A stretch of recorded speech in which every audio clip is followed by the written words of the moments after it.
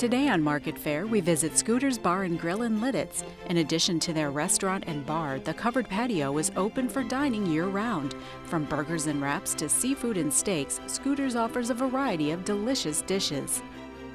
In the second half of the show, we visit the Penn Grille, located in downtown Lancaster in the Marriott Hotel and Convention Center. Known for its fresh and refined dining options, the Penn Grille offers an array of delightful dishes. We wrap up today's show with Pour on Prince, located in the heart of Lancaster's Gallery Row. The cuisine is a unique blend of simple and sublime, with fresh seasonal flavors and top-quality ingredients from the region's finest sources. After the break, Chef Tim Whitmire at Scooter's Bar and Grill will prepare a Tuscan sea scallops appetizer for us. Hi, this is Chef Tim from Scooter's in Lidditz. Today I'm going to be making prosciutto wrapped scallops topped with fresh mozzarella and balsamic reduction. I have some fresh sea scallops, dry packed sea scallops here. We're going to pat them dry with a paper towel first. Just a little bit to get the moisture off of them so we can get a nice brown sear on them.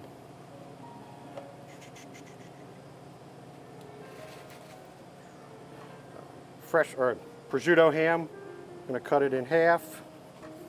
We're going to wrap the scallops in the prosciutto.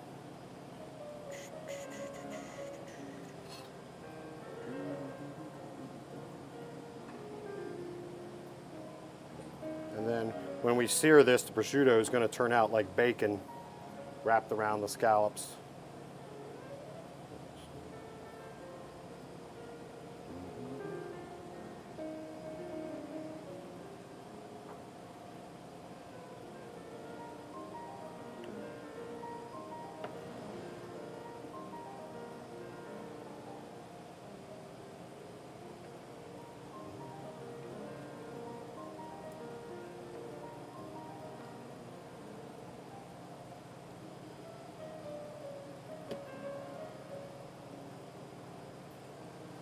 Okay, scallops are ready to be seared. I'm going to turn on the burner to about a medium-high heat or so.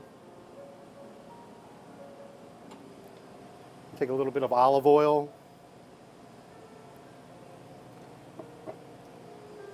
Let that get hot real quick.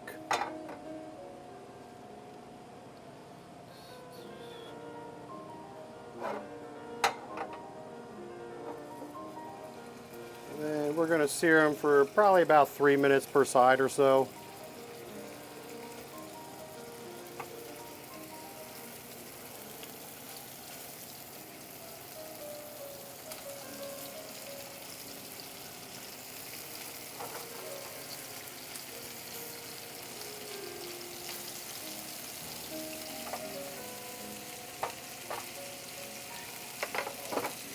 So we're going to let them sear for about 3 minutes, make the ham nice and crispy on the outside. While they're searing, I'm going to take some fresh mozzarella slices. I'm going to cut these in half. And part of our presentation for this here at the restaurant, we use some fresh baby spinach in the middle of the plate. We're going to chop up some fresh basil. We grow this in our own garden here at Scooter's Out Back. All summer long we try to grow tomatoes and peppers, and all my fresh herbs come from the garden all summer long. Fresh mint comes from the garden all summer long. We have some hot peppers growing out there, probably 6 or 7 different varieties of heirloom tomatoes ranging in color from yellow to purple to red. I have fresh basil from the garden here. I take the big leaves off of it. What I usually do is start with the big leaves and just kind of stack them on top of each other, inside of each other, and then when you want to chop it, you can roll the leaves up and just run your knife right through it, and you get a nice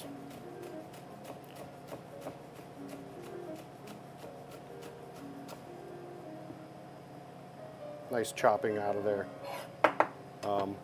We enjoy growing all of our vegetables and herbs out in our garden all summer long. I think that the customers enjoy knowing that we're getting product straight out of our garden onto their plate. It's very fresh, very healthy. We tend to shop at all of the local farmers markets that are around the area within 5-6 minutes of me. There's probably 5 or 6 that I shop for local fresh products also for our kitchen all summer long. We like to be as fresh as possible. Now we're going to turn the scallops. We've got nice and brown.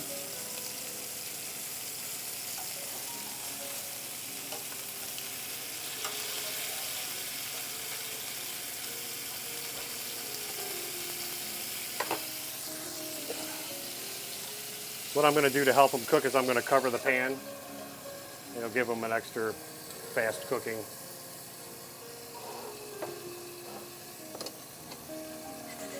And we're going to melt the fresh mozzarella on top of the scallops here in a second in the same pan. You can make this all in one pan.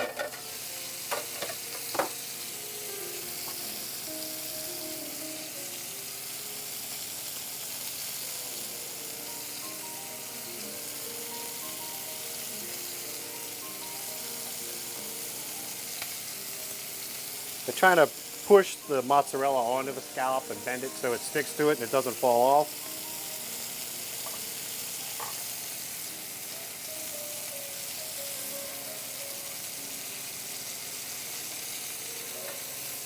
I'm going to cover it up again. They should be done in about 2 minutes or so. Finish off our presentation. Take some roasted red pepper slices.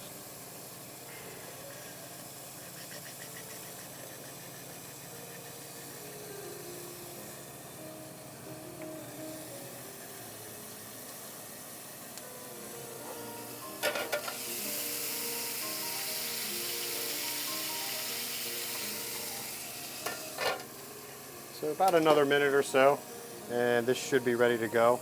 I have some balsamic reduction here. We're going to drizzle over top of the plate when the scallops are ready to be served.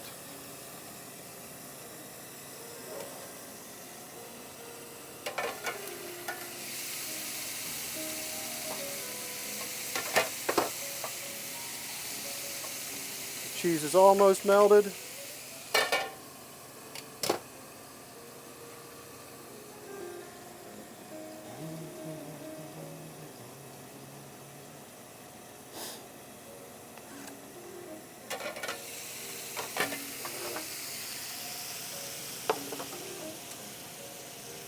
And we're ready to plate these. We usually do 4 per order. Let's pick these big ones out of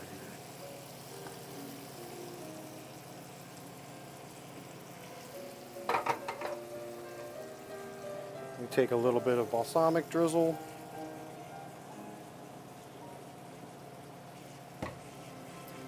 And we have our Tuscan scallop appetizer. After the break, Executive Chef Ben Ash at the Penn Square Grill will walk us through a savory swordfish entree. Today we're going to prepare a oven-roasted swordfish dish with roasted pepper vinaigrette and some seasonal vegetables that we use here at the Penn Square Grill. We're going to start with our swordfish loin.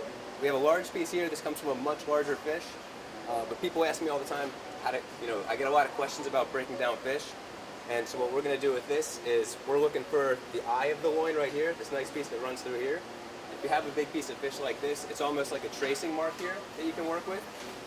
So we're going to run down along this and loosen this up. You want to make as many long cuts as you can so you're not jabbing away and stabbing at your fish. And we'll loosen this up. You can see we have our loin here. We still have some skin on it. I keep my hand always on the top and work across the bottom of this. So we've got our skin off our fish here, and you can see this is the bloodline that runs through the fish. There's a myth that this really affects the flavor of your fish and makes it bitter, and I don't think it really has that much of an effect, but it is a visual appeal thing that most people just don't like to see it. So we do trim that away, making long strokes. So from there we just start cutting our steaks. I like to, with swordfish or tuna or a meaty fish like that, I like to cut fat steaks, 6-7-8 ounces. All right, over here behind me I have a pan warming up. It's probably medium-high heat. We're going to season our swordfish with some salt and some white pepper. Got our hot pan here. And we're just going to try to get a nice sear on one side, then we're going to move this over to the oven. So while that starts to sear, we're going to get our peppers together for our vinaigrette. Check on our fish here. You see we've got a nice golden brown on one side. And we don't even need the stove to sear the second side. We're going to just let that happen in the oven. So we'll go underneath it here, let that in there. This oven is about 450. We're going to cook this pretty high. We're going to try to get the outside a nice sear on that and kind of work it inside. But back to our peppers here. Press them down a little bit and we'll kind of get our ribs and our seeds out of here a little bit. We'll take our peppers, coat them with a little bit of extra virgin olive oil here. A little salt and pepper on them. Now I'm going to back up and I'm going to throw these into my broiler behind me. Our two main vegetable components that we're going to work into this dish are going to be some broccoli rabe and some fingerling potatoes. Some people don't like the leaves. I'm a big fan of the leaves, but it can be a bit much. So we're going to pull a few of them out of there. Alright, beside my saute pan I have a pot of boiling water. We're going to add some kosher salt to that. Always salt your water when you're cooking green veg. Adds a lot of flavor to your vegetables, and if you're not, especially important in a restaurant scenario, if you're not going to use your vegetables right away, cooking them in salted water and then shocking them in a little ice water will help preserve the color. So we'll take that and we'll add our broccoli rabe into our water there. We say big pot blanching in restaurants when we talk about cooking green vegetables. If you want to keep that color in there, you don't want to lose your boil as you drop them in. So you see we only, a lot of water to a little bit of vegetable is the ratio to go with it. Alright, so we have another pan here for our fingerlings. These are pre-blanched fingerlings, so you know it's a great way to use a potato if you had potatoes the night before with your dinner. You know, a lot of us are really busy lives these days, and spending your whole night every night cooking is just not feasible for a lot of us. So if you can work something into a couple dishes, you know, it saves you time, and you can, you know, some things are better the second day. So say you bake these guys one night, the next day you have these guys, you cut them down a little bit, and what we're going to do is get a little bit of blended oil. We're not using the extra virgin here because we're actually going to have them over fairly high heat to get some color on them. Extra virgin will burn at a lower temperature. Thank you, Rob.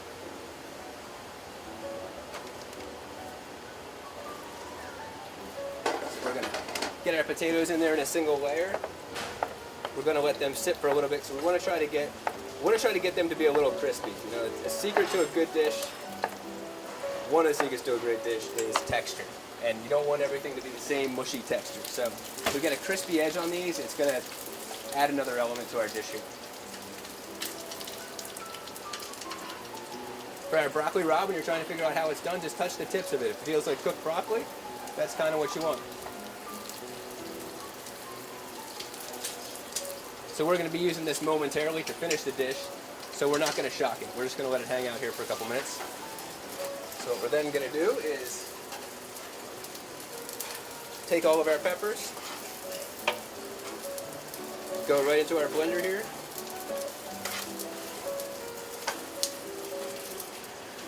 And then we're going to we have our peppers in there. We're going to take some blended oil and some white balsamic vinegar. General rule that we go by here for vinaigrettes is a 3-to-1 ratio. We'll use 3 parts of oil to 1 part of vinegar, and that seems to be, you know, kind of the formula that works for most people. I'm a big vinegar guy, so I can go 2-to-1 sometimes and really find that enjoyable. But there's going to be other acidic components to this dish, so we're going to go 3-to-1 here. Add a little orange zest.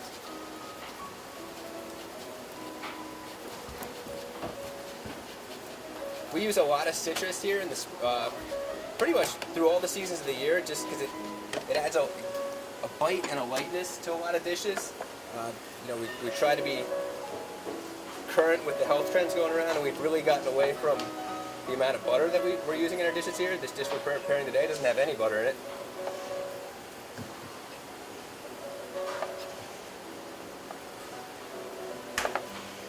Alright, so we have orange zest in there, And we throw our whole pulp of that orange in there.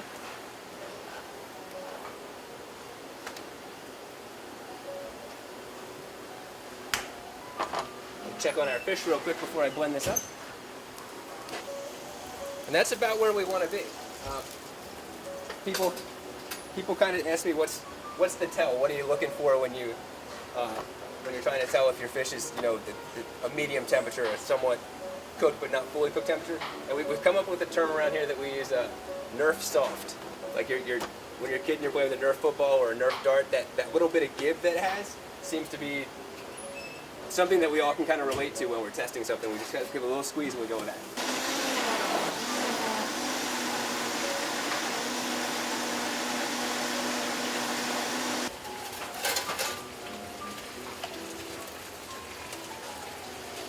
Recipes are great, but every pepper's a little different, every orange is a little different.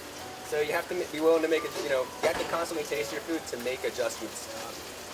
I'm just adding a little more salt and pepper to this.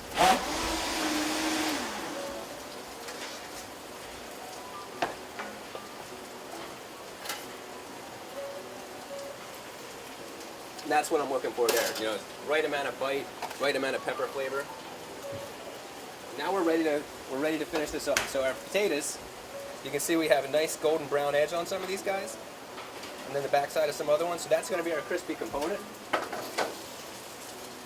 So one last time, we're going to get these guys really hot. We're going to have a couple other interesting elements to add depth to this dish. We're going to wring out our broccoli rabe. Put a little chop on that so we get it to bite-sized pieces.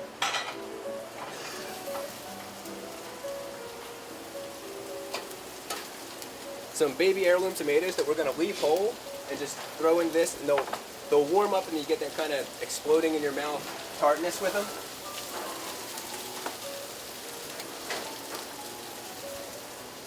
And then something we started using lately just to add a little different element. These are cucamelons. They're from the cucumber family. They look like little baby watermelons.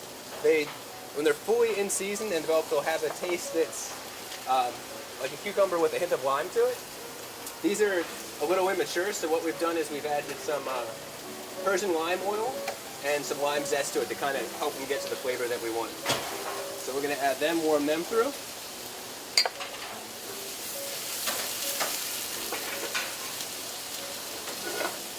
And then we start seasoning.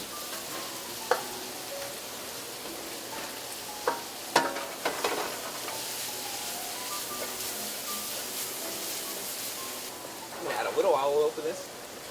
A little of our, a little of our extra virgin olive oil just to finish this off. And then we can start plating our dish. Start with our fingerling potatoes. Try to get a few of them on the base to kind of build up on. And then on top of that, we'll try to get our broccoli rabe, tomatoes, and cucamelons.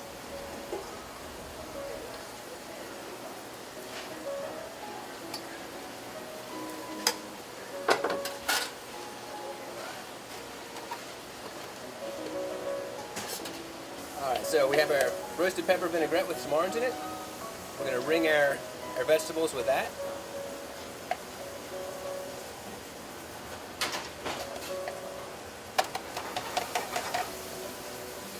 And that'll kind of start to soak into those as well, so you get a little of that acidic bite into your vegetables. And lastly, we'll take our piece of swordfish. And we'll make a cut on this guy just so you can see how it's still moist inside. So you end up with, medium rare at the very center, working its way out to a more fully cooked state, but still really moist, still really delicious. You can see it's still retaining all that water as opposed to being a dry cooked dish. So that's our Penn Square Grill roasted swordfish. Thank you. After the break, Executive Chef Ian Newman at Pour assembles a deconstructed yuzu tart. All right, hi, my name is Ian Newman. I'm the executive chef of Pour on Prince in Lancaster, Pennsylvania. We're located at 114 North Prince Street. Today, I'll be assembling a deconstructed yuzu tart. The ingredients in the yuzu tart are yuzu curd. We also have some whipped cream. We have kind of a yuzu foam. It's a foam set with Versa Whip and also agar. It's tightened really nicely and it stays very stable in this way. I guess we'll start with explaining what a yuzu is. Yuzu is this. It's a Japanese citrus fruit. It's similar to a lime and a lemon, but it also has some like herbaceous notes. There's a little bit of basil kind of in it and some mint. So I guess we can get started with assembling the tart.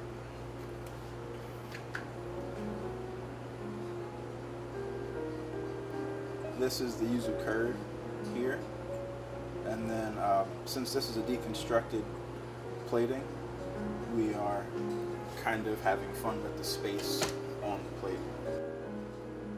But the first is the yuzu curd. This is followed by just some vanilla bean whipped cream. And we'll just make different sized kind of dots around to balance the plating. The next thing we have is the pine nut and graham cracker crust. That's going to act as the base for our blueberry ice cream, and it's also going to give some texture to the dish as well.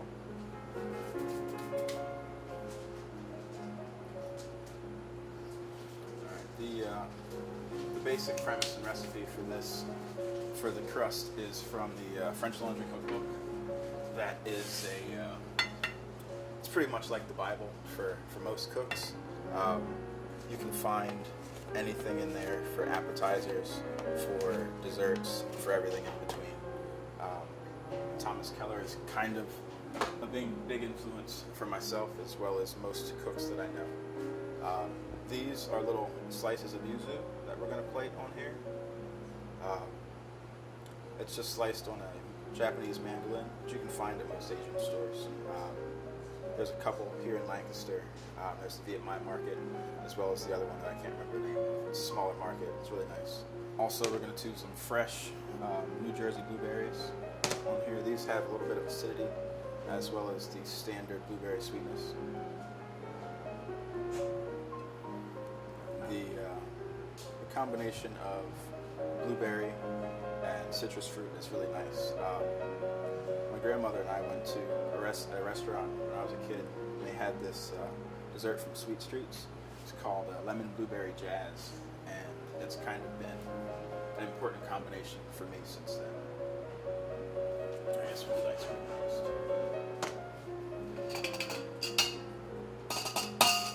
Alright, this here is a blueberry ice cream. This is made in-house.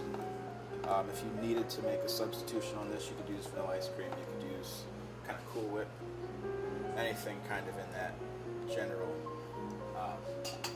line of thought. So that's the blueberry ice cream that we have. We'll do some mint. We'll also garnish with this yuzu foam as well. Just add some punch as well as a little bit of height and some interesting texture as well.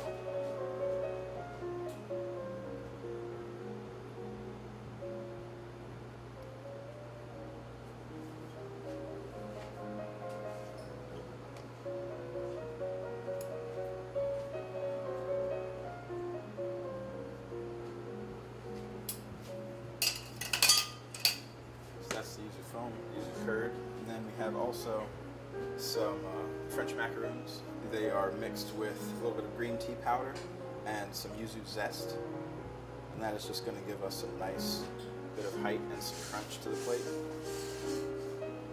Spin that around, and we'll do a little mint garnish. Flavors and textures should kind of complement one another, so we'll have the kind of the base flavors of the cream, as well as the sharpness from the yuzu curd and also the foam. The blueberries are a nice counterbalance to all those things, and the yuzu fruit is actually just a really nice kind of